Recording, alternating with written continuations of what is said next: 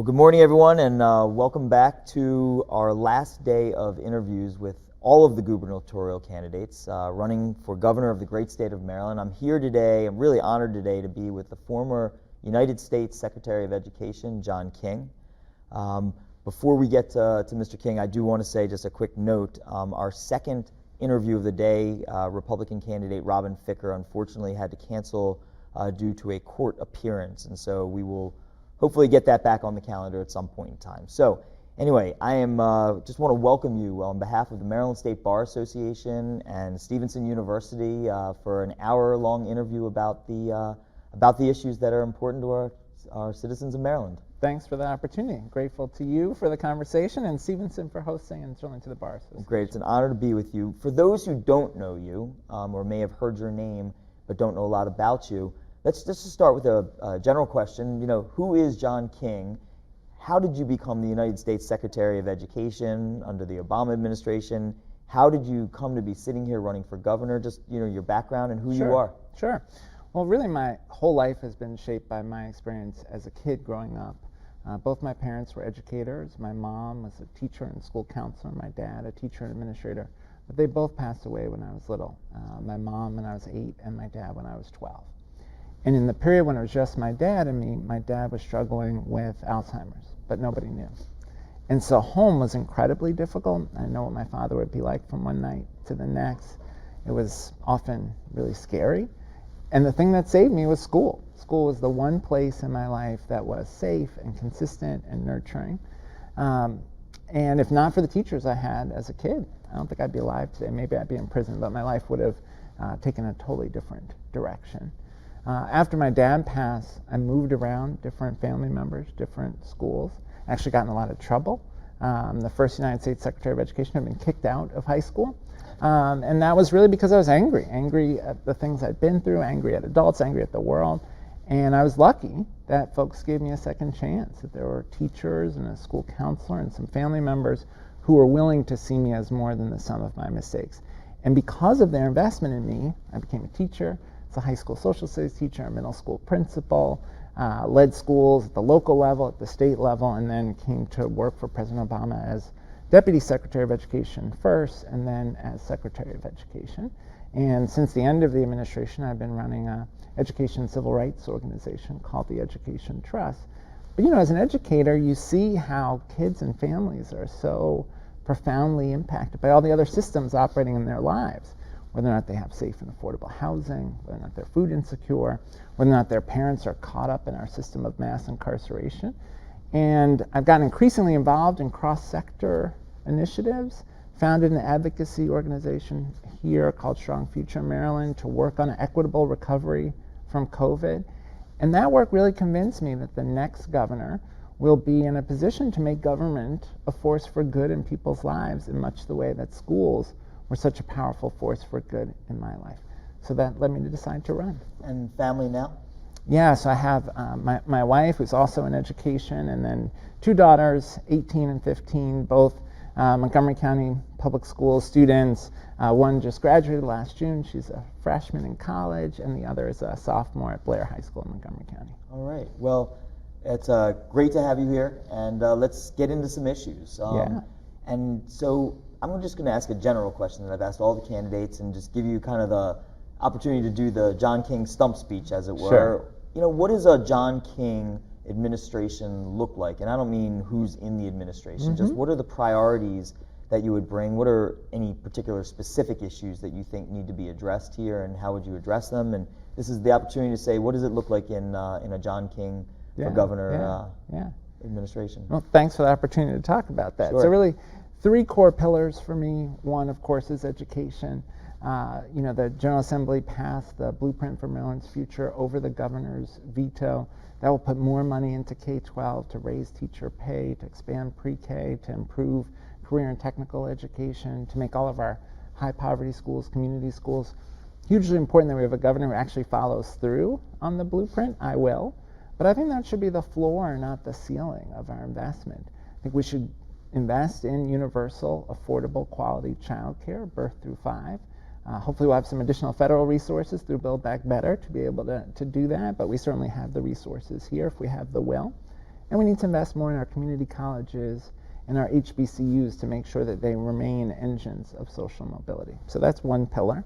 Second pillar for me is economic development and economic dignity. We, of course, have to keep growing the number of good jobs in the state. We have to make sure folks have the skills for open jobs, apprenticeship programs, career training programs. We're going to provide more access to capital for small businesses through creating a state bank, for example.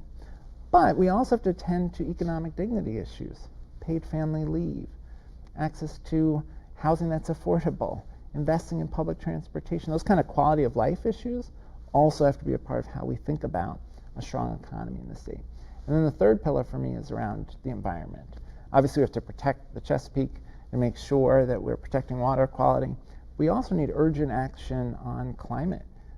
We're seeing the consequences of climate change already. Flooding in many places in the state, losing farmland on the eastern shore to saltwater intrusion. We need to be one of the first states to be net zero greenhouse gas emissions. That's achievable. We've put forward a very specific plan for how we get there. Changing building standards, changing transportation policy, growing good jobs in renewable energy. There's really an opportunity to see work on the environment as an economic growth opportunity for the state. Okay. A lot to unpack there. And I do want to start because your wheelhouse, obviously, being the former Secretary of Education for the country, is education.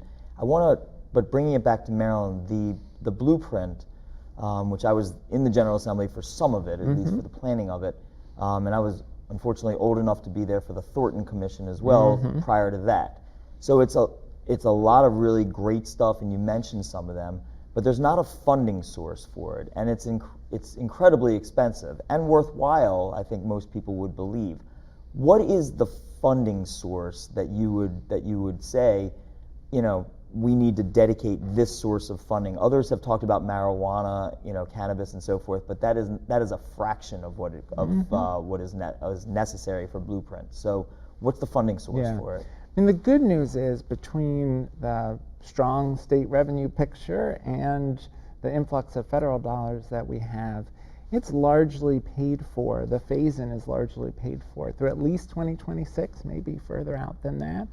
But at the end of the day, we've got to invest in our kids. That's got to be our top priority investment, and that may require fairer taxation in the state.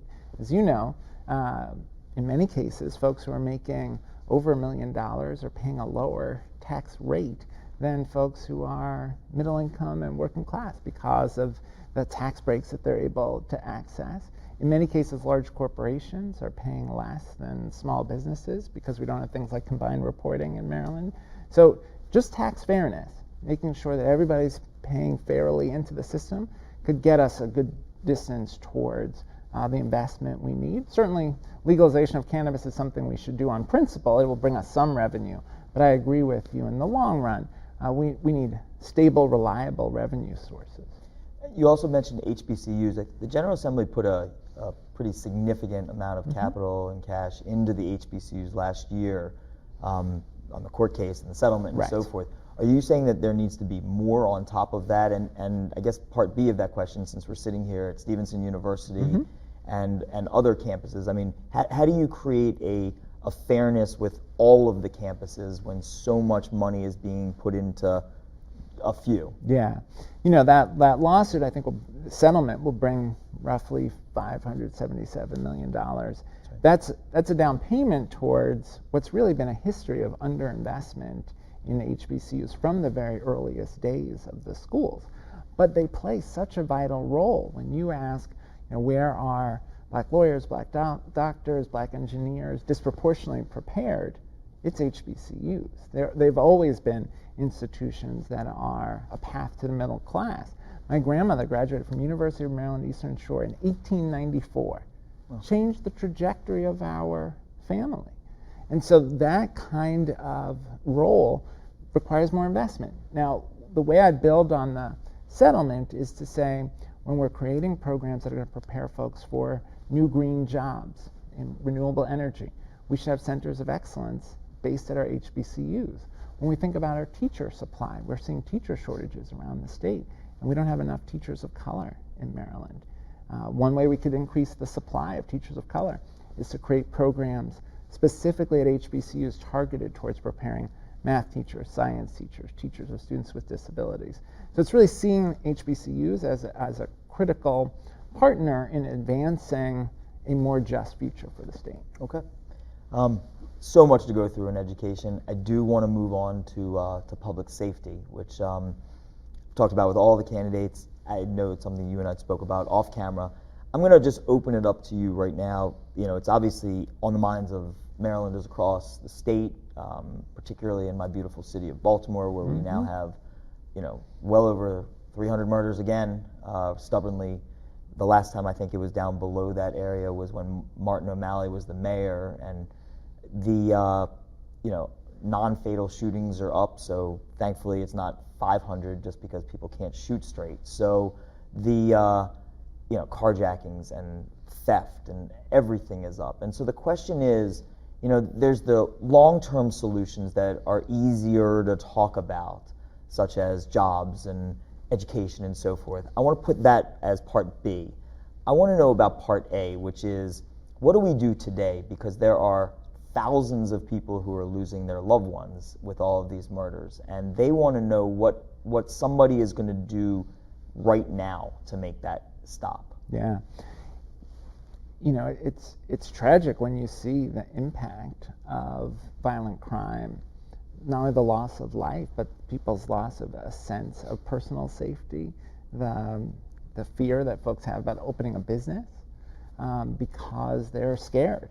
And so government's job is to ensure that people are safe. I believe that we can have public safety and civil rights protection at the same time.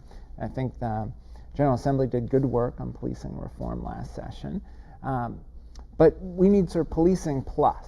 Yes, we need police, and we need police focus on stopping the flow of illegal guns, particularly from Virginia. We need folks focused on investigating murders. As you know, the clearance rate on murders is very low in Baltimore, so we've got to make sure that police are focused there. But then we need other things in addition to policing. More addiction treatment, more mental health services. When police are called to someone who's having a mental health crisis, if there was a mental health professional with them, that person could address that, freeing up energy, time of the police to focus on murders and violent crime. We need to do more on violence prevention, programs like Safe Streets.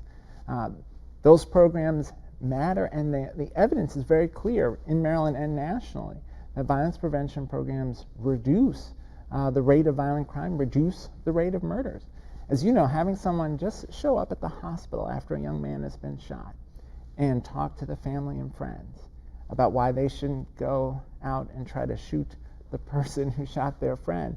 Those programs have been proven all over the country to break cycles of violence. Not every time, I don't want to overstate, but investing in those violence prevention programs alongside policing can help us get sort of the current crime wave under control. But of course, as you said, long-term economic development, things like building the red line so that folks in poor neighborhoods can get to where the jobs are.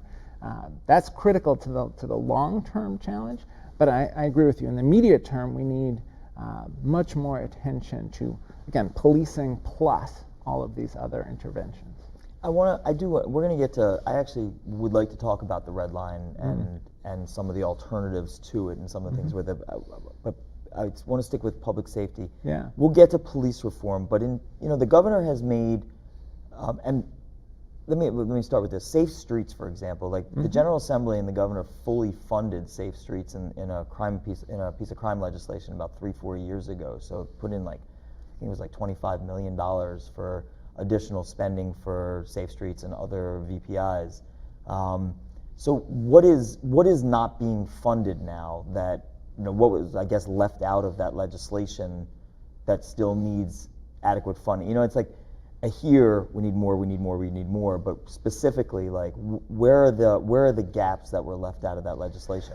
Yeah, well, look, what we know from research across the country is that the people who are involved in shootings are a very small percentage, right? And they're as likely to be the shooters as to be shot. And often that small percentage of young men are involved in gangs, are facing numerous challenges in their lives that lead them to those choices. Safe Streets is a start. We need also intensive programs like ROCA that are going to focus on those young people who are most at risk, who are most likely to be involved in violence, intensive programs that involve connecting them with mentors who may be folks who are formerly gang involved themselves, folks who are formerly incarcerated. We need much more on the reentry side. We have folks who are coming out of prison. They haven't had access to educational programs or job training programs in prison. They come home. They don't have a path to housing, a path to employment, and of course then they end up back involved in violence. So we've got to put a lot more resources towards experiences in prison that will prepare people for life on the outside, and then reentry supports. But again, it's about targeting the investments to those folks who are most at risk of being involved in violent crime so that we prevent the violent crime, rather than putting all of our focus on what we do after the violent crime has occurred. So that was what I was going to ask you. Yeah. And what for the individual that doesn't work, that is the repeat violent offender, that is, and I don't mean repeat drug user, because those two things kind of get conflated in political rhetoric. I mean the person who uses a gun over and over again to terrorize citizens, wherever they are. The governor has talked about, and many members of the General Assembly, not all, but many, have talked about increasing the potential for jail time, not mandatory minimums, but potential for jail time. I guess the rationale for it is that in places like Baltimore City, where they've unfortunately had low, the pleas are so low, and folks that maybe should be getting 3, 4, 5, 6 years of punishment are getting 6 months or less, because you just don't have that much time to hang over somebody's head on the plea agreement, and like you said, they're not getting the closure rates on cases down there in Baltimore City. So what is the problem with that? Because the Democratic legislature, of which I was a member, has not voted on that bill that the governor has introduced. Some have talked about how there are mandatory minimums, which there are not in that bill. So what's the problem with that? Yeah. Ultimately, it's that longer sentences alone don't work. They don't have the impact that's intended. The person who's involved in that violent shooting isn't thinking to themselves, well, this is only going to be 3 years, but if it was 7, I wouldn't do it. Right? It doesn't work like that. But they go away for a longer period of time. Sure. If they're repetitive offenders. Sure. And look, and no one would argue that we don't need meaningful prison terms for folks who are repeat violent offenders. The question is lengthening our current sentences, is that going to solve the violent crime problem that we are facing today? And I think the answer to that is no. Now, if we had programs in prison that helped folks come out of prison with something productive to do, with job training, with a plan for housing, yeah, that would reduce the number of people who are involved in gun violence. What more should we be doing? Because that was something that we talked about quite often, particularly with the Justice Reinvestment Act, about programs both outside and inside of the wall. Yeah. And so what is it that we are lagging in behind Maryland's walls right now? Because there are programs in all the various jails and all the various state and local prisons, right? All the jails and prisons that are out there. So what is it that that somebody can't access? Yeah. Well, oftentimes the programs are very small and serve only a portion of the folks who need those services, whether it's addiction treatment, mental health services, literacy services, because we have so many folks who are incarcerated and don't know how to read. And so it's very hard for them then to come out and have something productive to do. Programs to help folks get their high school diploma and then go on to college. Goucher, for example, has a long-standing college and prison program that could be expanded. And one of the things I worked on when I was Secretary of Education, together with the Justice Department, was a pilot project to allow colleges to use Pell Grants, the Federal Financial Assistance for Higher Education, for folks who are incarcerated. Because in the '94 crime bill, in the rush to be tough on crime, Congress actually banned access to Pell Grants, and hundreds of programs in prisons all over the country closed. Places like Goucher raise private philanthropy to keep small programs going. So we actually announced the Second Chance Pell Program at Jessup Prison together with Goucher. Now, finally, after a lot of advocacy, the success of that pilot project we created in the Obama administration and advocacy by civil rights groups, education organizations, criminal justice reform organizations, Congress finally changed the law last December so that now the Education Department is actually working on the rules for colleges all over the country to be able to provide Pell Grants for folks who are incarcerated. But the evidence is very clear. You see a dramatic reduction in the recidivism rate if folks complete educational programs or job training programs while incarcerated. And so we should see the prison system as a place of rehabilitation, where our focus is how do we make sure that when this person comes home, and 95% of the folks who are incarcerated will come home, they are going to be successful at home, positively engaged in their community, not returning to the crime that led them to prison in the first place. Okay. We're going to move to police reform, what the General Assembly did. Mm-hmm. One specific question, and wasn't part of my original script, but I do want to ask about it just because we're here in Baltimore County, which has one of the most successful in the country SRO programs. And these are police officers. I don't mean to slant it, but I think Baltimore County is pretty proud of the program that they've put together. These officers that are in schools are coaches and teachers and mentors for the kids and are specially trained, and we actually have the National School Resource Officer of the Year here. It's looked at, this area is looked at as a national model for how to both provide security for the kids in there, but community policing within the school system. Some have suggested that there is somehow this school to prison pipeline that they are trying to get rid of, and they blame SROs, which haven't produced much evidence about that. I guess my question to you is, what is your position on that? There's a bill in to do away with the SRO program and not permit places like Baltimore County to have them, even if they want it. And so, I guess, what is your position on that? I guess, based from an educational standpoint, from a public safety standpoint.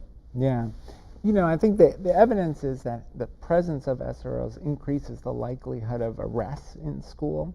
So, to my mind, I would replace SRO programs with school safety teams that might include safety staff that are employed by the school district, as well as counselors, social workers, mental health service providers for kids and families. There are SROs doing a great job all over the country, and I respect that. But the policy question of whether or not we should have police officers in schools, I think we shouldn't. You think we should not? We should not, yeah. So let me just push a little bit on that. So in a place like Baltimore County, I was curious about that, and the evidence that you're talking about is national, certainly not local here to Baltimore County or Howard County or other jurisdictions that have steadfastly wanted to keep their program. Are you saying that the state should, even though that evidence of the incidence of arrests does not exist for a certain jurisdiction, and even if the county, the schools, the PTAs, the parents, the kids want the program, you think that the state should say, I'm sorry, you can't have that? Well, the role of the state really is a funding role. So the question is, should federal or state funds be used for SRO programs? And I think the answer to that is no. So what if the county says, we'll fund it ourselves? Local communities, they're going to be able to make decisions about their schools and about their police departments. And that's the nature of our system. I just want to make sure. Yeah. Because the bill that's down there, and it's very controversial, would prohibit jurisdictions from doing so, that they would not be permitted to do that. And I'm just trying to be clear, don't want state funds going to it, but if a local jurisdiction wants to have this, wants to continue with their program, they should be entitled to do so with their own funding? Again, I think local jurisdictions, they're going to have to make decisions about where they assign their police officers, and local school districts are going to have to make decisions about how they approach student safety within their district. But from my perspective, at the federal and state level, we shouldn't be putting federal and state funds towards SRO programs. What is a private security or like a school system security force? I'm not sure I know that model. What does that mean in terms of, so let's say there's a kid who brings a gun to school. What is a if it's not an SRO, if it's not an actual police officer, but it's somehow a private security through the school system, I guess. I mean, who trains them? I'm not sure I understand that it's model. not private security, it's school districts security staff. And that's what many, many school districts across the country do. We don't have that here in Maryland, do we? There are school district security staff. Yeah, absolutely. Do they have arrest power? Yeah. No, I mean, they're not police officers. Now, what they do, if there's a situation that requires a police officer come to the school and make an arrest if that's appropriate. The difference with school security staff is they see themselves as part of the school district. They're participating in all of the school district professional development, and their first response is to focus on school-based approaches to student discipline, whether that's restorative justice programs or social work or a counselor interventions, rather than an arrest. And I mean, what you're describing is exactly to me what the challenge is, that oftentimes when you have police officers in school, their training is around making arrests, as opposed to school staff whose approach is focused on supporting kids' academic and socio-emotional development. Okay. All right, so we're going to move, as I promised, and you had spoken about it before, to police reform, whatever the right terminology is for that. Police community relations is actually, I think, a better terminology for it. I guess my general question is, you said that you supported what the General Assembly did this past session, and is there anything that you would either subtract from what they did, maybe they went a little bit too far, or add to what they did because maybe they didn't go far enough, or did they hit the nail kind of right on the head? I think they did a good job. I guess the two things I'd observe, one is the policing reforms and police accountability are necessary but not sufficient for reimagining public safety.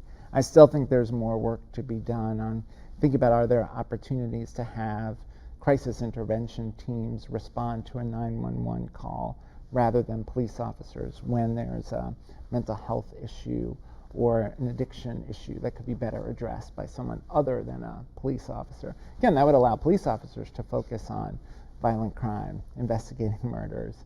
And there are good pilot programs around the country and in the state doing that work, and I think we ought to expand those.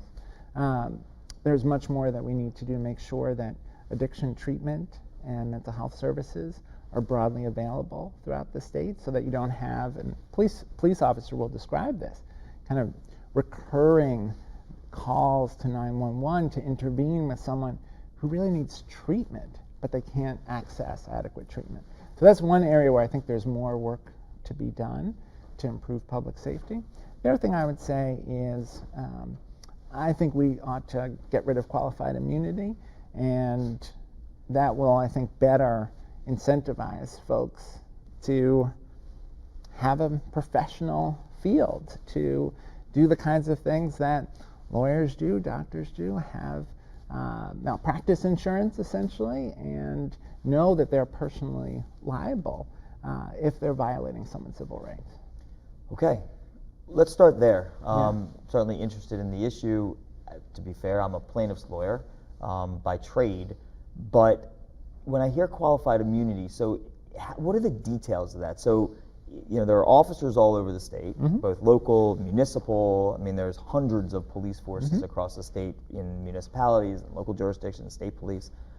So would every officer be liable for their negligent actions, only for constitutional violations? How does qualified immunity in practice work? If somebody, if a police officer, let's say, runs a red light in a chase and somebody sues them, is qualified immunity say that I can sue the officer personally as well as do I also get to sue the locality and the municipality? I get to sue everybody. Yes, you'd sue the municipality and the police officer. And the real question for the police officer would be, I think negligence is a fair way to describe it. Did the police officer behave in a way that produced the harm, and should they have known that they were likely to produce that harm? So wouldn't that, I mean, I guess it's a lot to unpack with that issue. It's an interesting one. It's certainly one that's being talked around the country and nationally and so forth.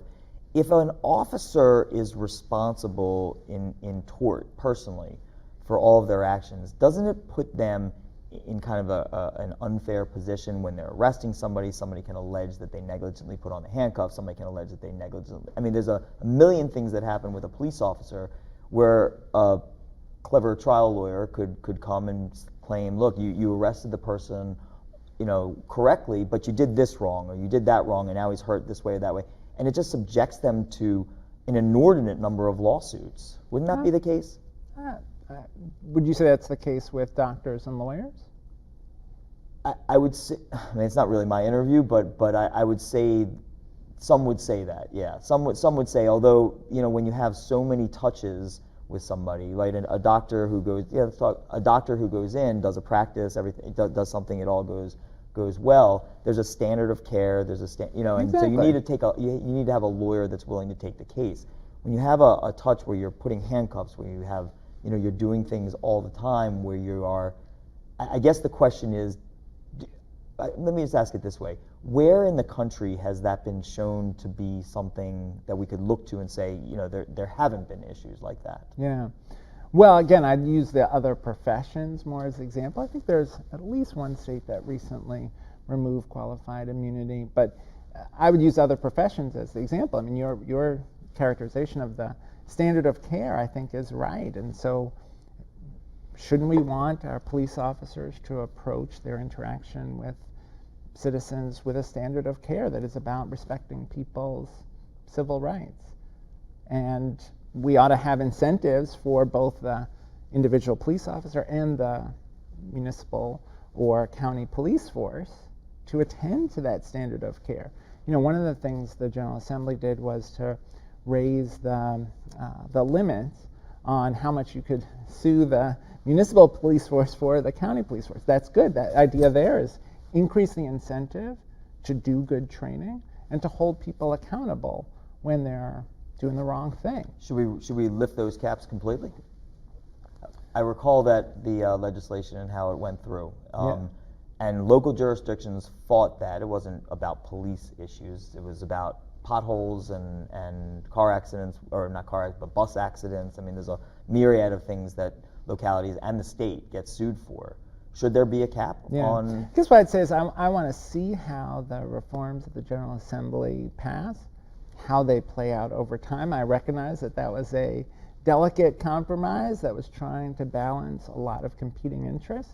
I'd like to see data, and I think it's important for the state to provide data on how those reforms play out over time.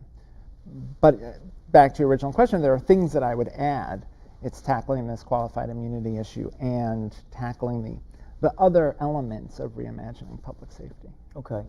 So I guess my question is, it's more of a holistic, sorry to get so in the weeds, but it is a fascinating legal issue. It really is. The Bar Association. I guess the question is, it's more of a global question. In Baltimore County, we're losing officers. In Montgomery County, where you're from, they apparently had a training class that was a tenth of the size of what they were trying to get. Young people are not going into the profession, and folks that are veterans are leaving the profession early. That is a statistical fact. I don't know about the rest of the country. I assume that's probably the case nationally, but certainly in jurisdictions here, that is a fact. And so I guess the question is, how do we stop that? Because that in and of itself seems to be a significant public safety risk if you don't actually have officers that are on the street that are able to, you know, protect us. And so I guess, why is that happening, in your opinion, and how do we stem that? Yeah, I mean, I think it's clear there are a variety of factors driving that. You know, we're seeing something similar in education. We're losing a lot of teachers in this moment. Folks are feeling overwhelmed by the challenges that they're facing in this moment. And then the question is, how do we get to a better place? I think a lot of police officers would say that being called to respond to a mental health services crisis, that isn't their training, that isn't the thing they are best at doing, and the idea of a crisis intervention team, a trauma team that responds to that so that they can be focused on the things they are trained to do. I think that's part of how we make policing a job where folks feel good about their day-to-day work and feel equipped to do their day-to-day work. Do you think there's something to the fact that they feel disrespected by at least parts of society, that there are obviously issues like horrendous things like what happened in Minnesota, but that there's a section of politics that unfortunately disrespects them? Do you think that there is any part of that that is contributing to this problem? Oh, I'm sure that there's some of that, and I'm sure there's also some outrage about the way in which officers doing the wrong thing get away with it. I'm sure there are officers who go home sick to their stomach when they see an incident like the murder of George Floyd and feel heartbroken about their profession. So part of the goal of the reforms has to be to have people feel confident that we can have both safety and civil rights protection, and have police officers feel like they're asked to do the things that they are trained to do and supported in doing those things. Last question on that, and then we'll move on. We got so much to talk about, and the hour is flying. There was a specific provision in the police reform that was controversial, and friends on both sides of this took very different tracks, and it had to do with what's called the MPIA, the Maryland Public Information Act, and there's a very specific provision in there that essentially, in its essence, said that everything is open, that was one of the reforms, so that if somebody makes an allegation, which then goes through the process, and the officer is found not to have done the thing that they were accused of doing, not to have done the misconduct that they were doing. It's not guilt innocence because it's not a criminal proceeding, but for lack of a better term, they were found innocent of what they were being charged, quote unquote, charged with. Again, wrong terminology. In the criminal sense, if somebody is accused of a crime and they are found innocent or not guilty in a court of law, you can expunge that. And there are certain crimes when you're found guilty that you can shield those records for reasons of getting jobs, and you don't want the stigma out there. The General Assembly pushed, and some members, and successfully pushed through a provision that says basically everything's open through MPIA, so that allegations of wrongdoing, even if found to be not accurate, are all accessible, and groups like the ACLU have taken it upon themselves to get that information and send it out without a lot of information basically saying, hey, this didn't happen. Oh, these are the numbers of allegation, look at this guy. And so I guess the question is, shouldn't an officer have the basic protections that everybody else does when allegations against them are found not to be true, to be able to shield that from public view? Well, I think that's maybe going a little far, because it's not like if you're accused of a crime, you're found not guilty, that's automatically shielded from public.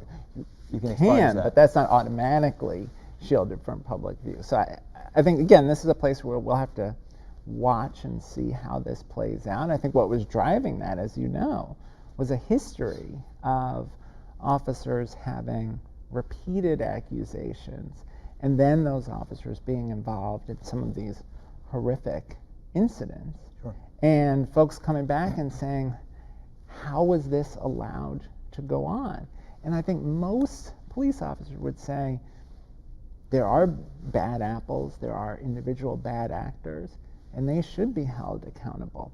And one of the things that you see when you look across the country at these horrific instances of civil rights violations is often the same officers over and over again who are involved in these incidents.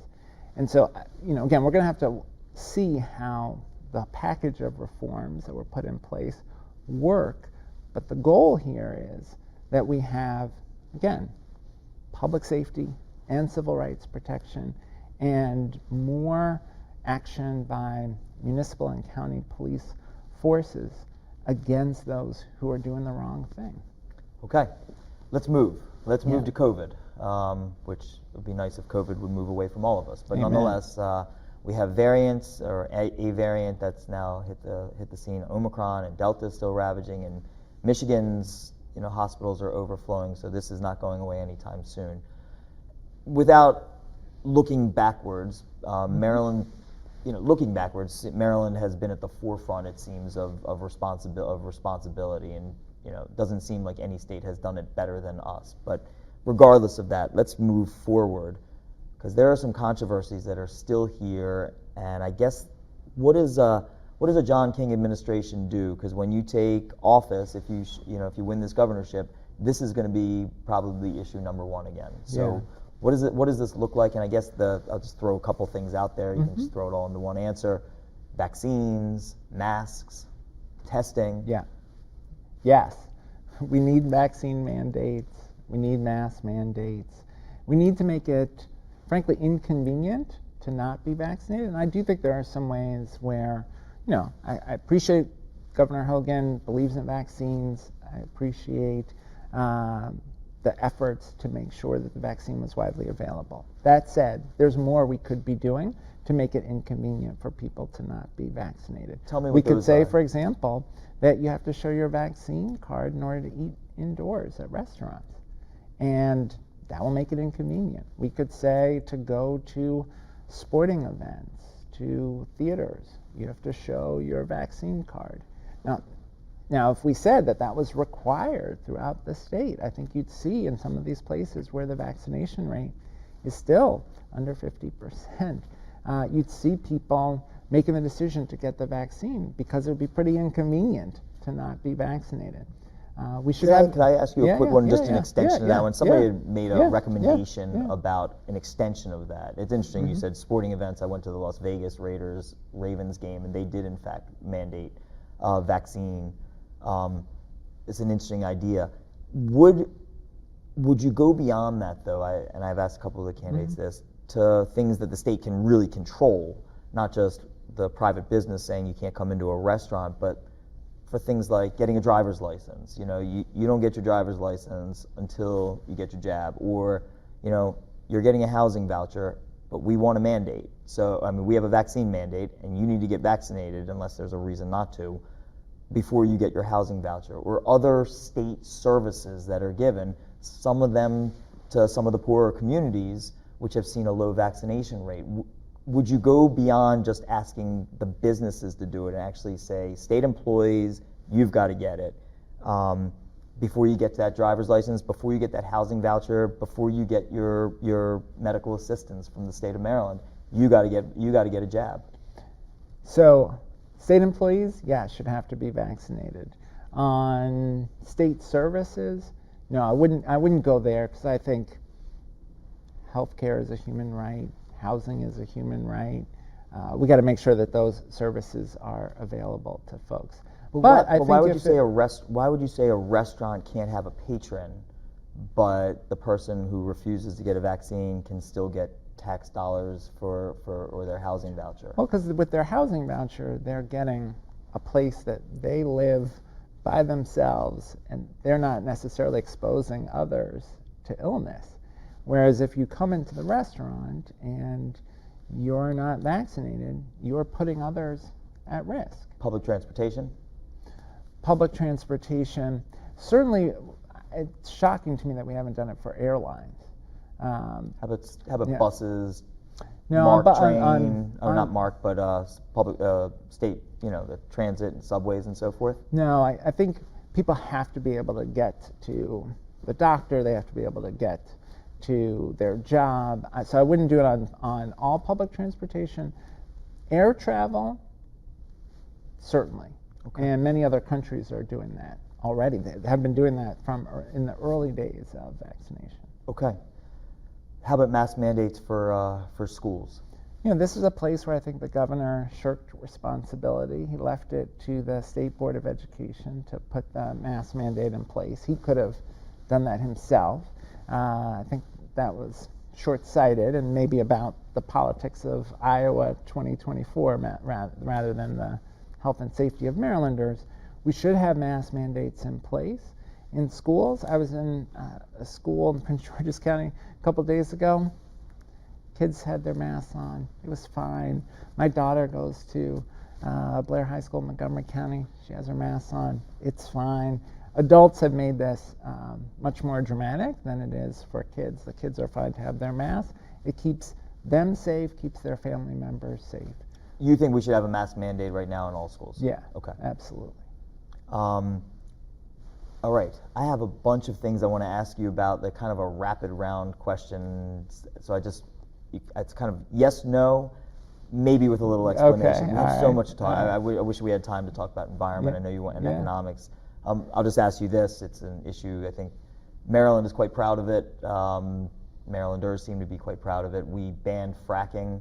Did it the only state in the country to do it with the governor and the legislature working together on it. As I think people know, New York did it, but that was only because Andrew Cuomo did it by executive order, and Vermont did it, but they don't actually have any natural gas, so I'm not quite sure the value of that. But Maryland did have it and was the first and only state to ban fracking.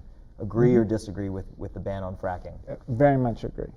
I guess a question for a little bit more complicated is how do we get the states surrounding us? Because we have stopped it in Deep Creek and up in Western Maryland, but surrounding them in West Virginia and Pennsylvania, they're fracking all over the place. And so it has some value, but limited by the fact that the states around us seem to be doing it like crazy. Yeah. How do we fix that? As you know, it's a challenge to get some of our neighboring states to take environmental responsibility seriously. You think about Pennsylvania and their contribution to our water quality challenges. Ultimately, I think this is a place where we could really benefit from federal leadership.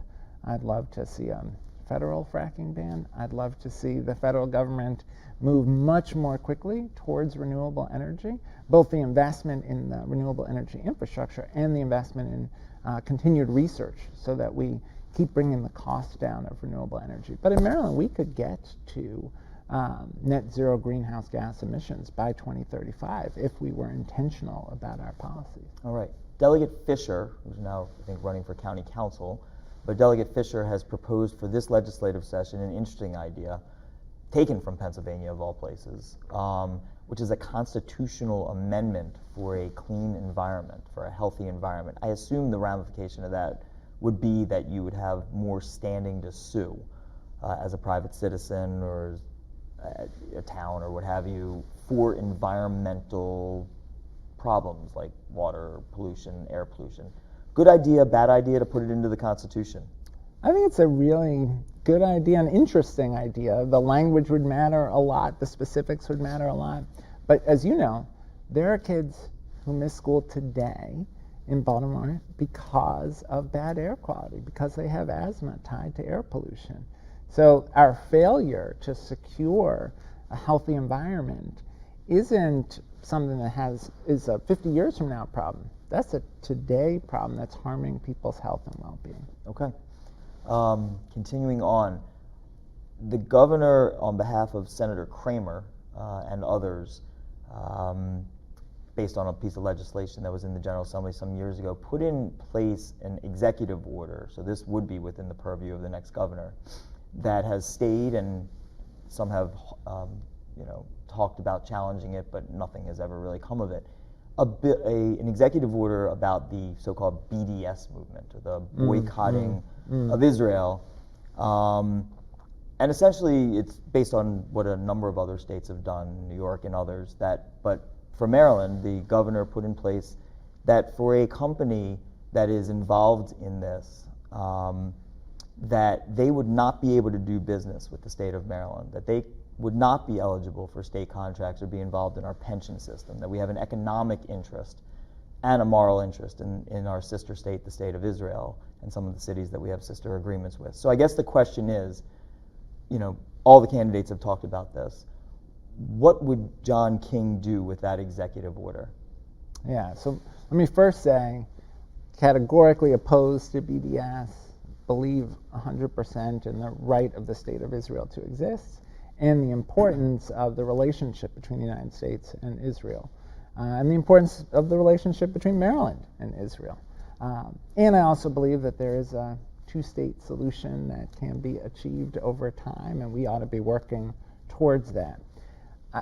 As a general matter, I don't think we should be restricting people's right to protest. Now, I know there's the governor's executive orders in litigation. It'll be interesting to see what the courts do with it, but let's assume for the sake of argument that the courts do what every court has done with that, which is to hold it up. I guess the question is, would you commit to keeping the executive order in place?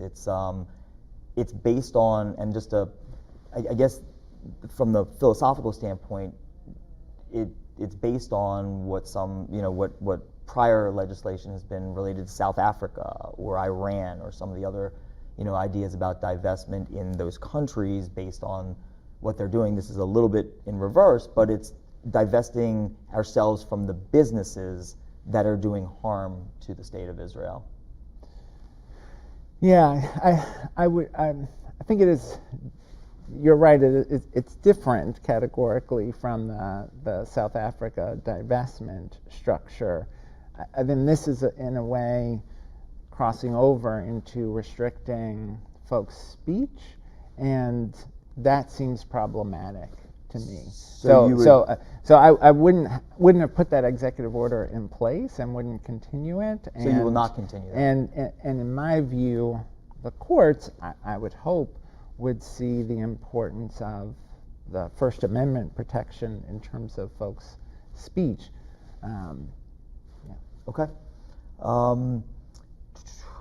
What do you, I guess this is a more generalized question. Last year, some groups took it upon themselves to express themselves, which was their First Amendment right, in ways that Marylanders hadn't seen before, by going to the houses of legislators, by going to the homes of chairmen in the Senate and president of the Senate himself, and going where their families are. You've seen such things with the Arizona senator, on the federal level, where people chased her into a bathroom and went to somebody's boat and home, and I can't remember which U.S. senator that was.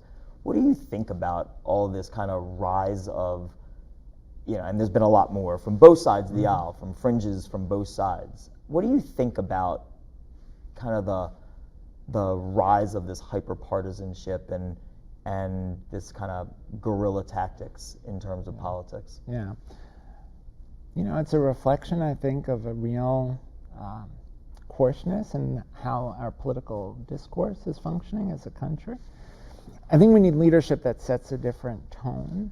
One of the reasons I've traveled to every corner of the state as part of the campaign, even parts of the state that don't usually vote for Democrats, is because I want folks to know I'll be a governor for the whole of the state. And I want to hear from folks what their challenges are, what they wish government was doing, how they think government could be helpful in their lives. I think we need that kind of leadership. We need leadership that's willing to have hard conversations, even with their supporters. One of the things, to take us back to COVID, one of the things I've been disappointed by with Governor Hogan is that he hasn't done more to tackle the folks who believe conspiracy theories that they're reading on Facebook. Asa Hutchinson, very conservative governor of Arkansas. I'm sure there's very few things on which he and I agree, but I really respect, he spent the summer doing town halls all over the state with his base, going to conservative communities and saying, what you're reading on Facebook about vaccines is false, and let me tell you why, and tell me what your concerns are, and let me address them. That's the kind of leadership that I think helps move us past this hyper-partisan moment. So let me ask you this, and I'm not the governor's spokesman, so I'm out of politics, and that's not my role, but the governor was famously quoted as saying, wear the damn masks, and was really out in front in terms of, was having daily press conferences about the vaccines, getting the vaccine. They've had mobile units going out with the vaccine, led by Chris Schenck and others in the Department of Health. What more, they've tackled, if you read the polls, he gets hit by the right wing much more. I think the last one said like 73% of primary voting Democrats would support Larry Hogan, support him, think he's doing a good job, and it's like 82% of the state. What more could he possibly have done to get crossways with his own, kind of some of his own supporters in dealing with this? It seems like he was way out in front on that. Well, again, he could do what Asa Hutchinson did, right? He could go. We have counties where the vaccination rate is very low. Is that because they wouldn't listen to anybody, or is that because... Well, I think what Asa Hutchinson was trying to demonstrate was we have to talk to folks about what their concerns are, what their fears are, because they're often driven by misinformation. And Asa Hutchinson was willing to expend his personal political capital to go talk with folks directly and really try to save their lives. And I think it'd be immensely helpful if the governor would go to places in the state where the vaccination rate is so low and talk to folks. Now, there's some political risk. I agree with you. That may cause people to be mad, and that may offend some of the potential 2024 primary voters. But it's still the right thing to do. All right. Well, we will. We have started to run it. We've actually run out of time. I just got the high sign. We have 2 minutes left, and so much more to talk about, from public financing of campaigns and cash bail and some other things we did not. Your economic message and so forth. I'm going to just turn it back over to you and allow just let you do the kind of the closing stump speech of a quote debate. And for the 27,000 members of the bar, and whoever else may see this on Facebook or wherever else, or as my kids call it, Mom Book. So whatever it is that you, kind of, why is it at this point in time, there's a lot of folks running in the Democratic primary and then the general beyond that. What does, why should people be attracted to the John King candidacy? Yeah. Well, appreciate this conversation. Thank you for a great and interesting conversation. It's been fun to talk. So, look, I think the two things that I bring are a very clear progressive vision for how we move the state towards greater equity, greater justice, and greater prosperity, and the experience at the local level, state level, federal level of getting big things done in government. The budget of the U.S. Education Department when I was secretary, $15 billion bigger than the budget of the state of Maryland. I certainly have opponents who haven't been in government or haven't run a large organization. I've done that, and so can deliver on the things that will matter in people's quality of life. Things like paid family leave, universal, affordable quality child care, clean air, clean water, taking action on climate. I can deliver on those things, and for that reason, I hope folks will support me. The other thing I will say is, I think in this moment in particular, we have a responsibility as a state to tackle issues of racial justice. As you know, I live in Silver Spring, about 25 miles from where my great-grandfather was enslaved in Gaithersburg, Maryland. And the property where he was enslaved, still owned by the family. They're direct line descendants of the family that enslaved my family. The cabin where my great-grandfather was enslaved, still standing on the property. When I stand inside of that cabin, what you see is the cruelty of the institution of slavery. It's not 30 yards from the main house. And so many of our challenges today are tied to that history of slavery, of segregation, of redlining. But the other thing I think about standing inside of that cabin is how profound it is that in my family, we went in 3 generations from enslaved in that cabin to serving in the cabinet of the first black president. And that's a powerful statement about what's possible if we build an opportunity society, and that's what I want to do as governor. All right. Well, we've come to the end and our last interview of all the candidates. I just want to, first of all, say thank you to you for joining me for an hour of a really interesting conversation. John King, former Deputy Secretary of Education, former Secretary of Education for the United States, and Democratic candidate for governor of the great state of Maryland. Thank you so much it's been an honor to have you on behalf of the Maryland State Bar Association and Stevenson University. Thank you and good luck to you, and we look forward to seeing you more. Thank you so much. All right. Thank you. Thank you.